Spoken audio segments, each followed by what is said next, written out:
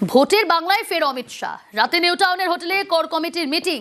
শাহের বৈঠকে বিজেপির নির্বাচনী পর্যবেক্ষকরাও। আজ দুই বঙ্গে অমিত শাহের কর্মী সভা। ভোটের বাংলায় একই দিনে আজ দক্ষিণবঙ্গ ও উত্তরবঙ্গ অমিত শাহের কর্মী সভা রয়েছে। আজ বারাকপুরের আনন্দপুর মাঠে কর্মী সভা।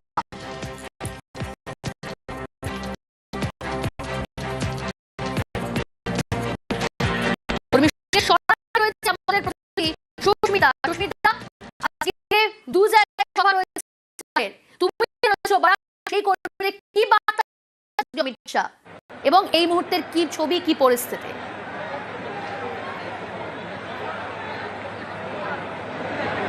দেখো, ব্যারাকপুরের মাটি অত্যন্ত গুরুত্বপূর্ণ মাটি আগামী 26-এর নির্বাচনের আগে বিজেপির কাছে, এবং সেই ব্যারাকপুরে আনন্দপুরীর মাঠে আর কিছুক্ষণের মধ্যেই কেন্দ্রীয় স্বরাষ্ট্রমন্ত্রী অমিত শাহ তিনি উত্তর 24 পরগনা বিভাগের কর্মী সম্মেলন শুরু করবেন, যেখানে মূলত 4টি লোকসভা কেন্দ্রের বা বিভাগের যারা কর্মী সমর্থক তারা উপস্থিত থাকবেন। বারাসত, বসিরহাট, বনগাঁ এবং ব্যারাকপুর। এবং যদি একবার 21-এর নির্বাচনের দিকে দেখা যায়, অর্থাৎ 21-এর বিধানসভা নির্বাচনের দিকে লক্ষ্য করা যায়, দেখা যাবে বনগাঁয় 4টি আসন, মতুয়াগড়ে 4টি আসন ছাড়া এবং ব্যারাকপুরে 1টি আসন ছাড়া বিজেপি সেই অর্থে খাতা খুলতে পারেনি এই উত্তর 24 পরগনা বিভাগে। এবং এই মুহূর্তে বিজেপি নেতৃত্ব অন্তত মনে করছে যে বারাসত তাদের সম্ভাব্য সিট, বারাসত এবং তার সঙ্গে বসিরহাটের সন্দেশখালী এবং বেশ কিছু বিস্তীর্ণ এলাকায় তারা আসন জিততে পারে। সাংগঠনিক শক্তি আগের থেকে মজবুত হয়েছে। সুতরাং এই বার্তা বা এই বিশ্বাসের উপর ভর করে বিজেপি তার সাংগঠনিক শক্তি প্রদর্শন করতে কতখানি আগামী 26-এর নির্বাচনে সন্তুষ্ট হবে বা আগামী 26-এর নির্বাচনে সফল হবে, সেই মাত্রায় এই মুহূর্তে বুঝে নেওয়ার চেষ্টা করছেন অমিত শাহ।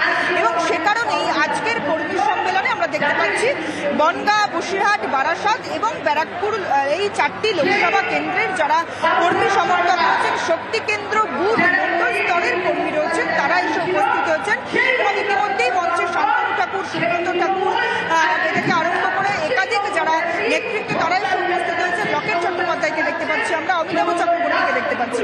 এবং মঞ্চের ছবিটা একবার দেখানোর চেষ্টা করি, যেখানে দেখতে পাচ্ছি এই মুহূর্তে লকেট চট্টোপাধ্যায়, ফাল্গুনী পাত্র তারা উপস্থিত রয়েছেন। এবং যে কথা বারবার বলছিলাম যে বনগাঁর ক্ষেত্রে অন্তত বিজেপির কাছে একমাত্র চ্যালেঞ্জ মতুয়া ভোট, যেটাকে বিজেপি তার নিজস্ব ভোট ব্যাংক বলে মনে করে। এবং এসআইআর আবহে এই মতুয়া ভোটের যে বেশ কয়েকটা ভাটা পড়েছে বা মতুয়াদের মধ্যে বেশ একটা দোলাচল তৈরি হয়েছে বিজেপিকে নিয়ে, সেটা বলাই বাহুল্য। এবং এই দোলাচল কাটিয়ে মতুয়া ভোটকে নিজেদের ভোট ব্যাংকে আবারও একেবারেই সফল করতে বা আবারও পুরো গোটা মতুয়া ভোটটাকে নিজেদের ভোট ব্যাংকে আনতে বিজেপি রাজ্য নেতৃত্ব বা বিজেপি জেলা নেতৃত্ব কতখানি তৈরি, সেটাই অমিত শাহ আজ এই মঞ্চ থেকে বলবেন বা বুঝে নেওয়ার চেষ্টা করবেন। তার সঙ্গে আগামী 26-এর নির্বাচনের আগে অমিত শাহ তিনি কি বার্তা দেন, তিনি লক্ষ্যমাত্রা বেঁধে দেন কি, এবং আগামী 1 মাসের জন্য তিনি কি টাস্ক দিয়ে যান, সেটাও অত্যন্ত গুরুত্বপূর্ণ, সেটাও দেখা।